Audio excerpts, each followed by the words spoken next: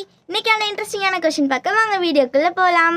எல்லாருக்குமே பொங்கல் ஹாலிடேஸ் முடிஞ்சு நாளைக்கு வந்து ஸ்கூல், காலேஜ், ஆஃபீஸ் எல்லாமே ஸ்டார்ட் பண்ணுவாங்க. இன்றைக்கி சண்டே. இது இன்றைக்கி இந்த வீக் மட்டும் இல்லை, எல்லா வீக்குமே சண்டே நம்மளுக்கு ஹாலிடே தான். ஏன் சண்டே மட்டும் ஹாலிடே டிக்ளேர் பண்ணியிருக்காங்க?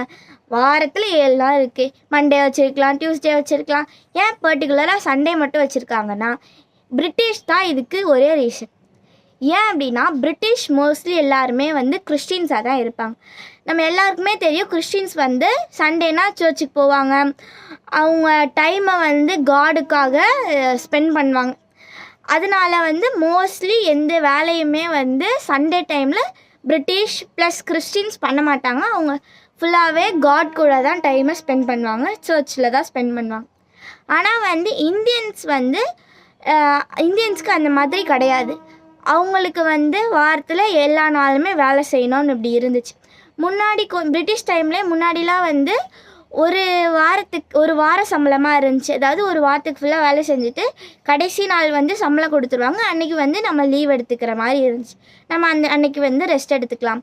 ஆனால் வந்து சில பிரிட்டிஷ் பீப்புள்ஸ் வந்து ஏன் இவங்களுக்கு வார சம்பளமாக கொடுத்து அந்த ஒரு வாரத்தில் ஒரு நாள் லீவ் தரணும், இதே மந்த்லி சேலரியாக மாற்றிட்டா, மாத சம்பளமாக மாற்றிட்டா வந்து ஒரு மாதம் ஃபுல்லாக வேலை செஞ்சுட்டு கடைசி ஒரு நாள் சம்பளம் கொடுக்குற நாள் மட்டும் லீவ் எடுத்துப்பாங்கள்ல அப்படின்னு சொல்லிட்டு இந்த பிளானை வந்து இம்ப்ளிமெண்ட் பண்ணுறாங்க.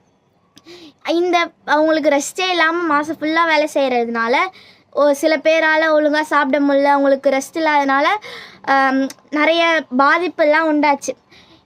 இந்த காரணத்தினால நாராயண் மேகாஜி லோகண்டேன்னு ஒருத்தர் இருந்தார். இவர் வந்து இந்திய தொழிற்சங்க இயக்கத்தின் தந்தை. இவர் வந்து ஒரு போராட்டத்தை முன்வைக்கிறார். என்னென்னா, வாரத்தில் வந்து எங்களுக்கு ஒரு நாளாவது கண்டிப்பாக லீவ் வேணும் அப்படின்னு ஒரு போராட்டத்தை இவர் வந்து முன்வைக்கிறார். அது கூட நிறைய நிபந்தனைகளை வைக்கிறார். இந்த மாதிரி காலையில் ஒரு டைமிங்லேருந்து இந்த டைமிங்குள்ளே தான் வேலை செய்வோம், ஃபுல் 24 மணி நேரம் வேலை செய்ய முடியாது அப்படின்னு சொல்லிட்டு சில நிபந்தனைகளை இவர் வந்து முன்வைக்கிறார். இவருடைய போராட்டத்துக்கு முடிவாக 1890ஆம் ஆண்டில் வந்து பிரிட்டிஷு சண்டே எல்லாத்தையுமே ஹாலிடேவாக அலௌன்ஸ் பண்ணிடுறாங்க.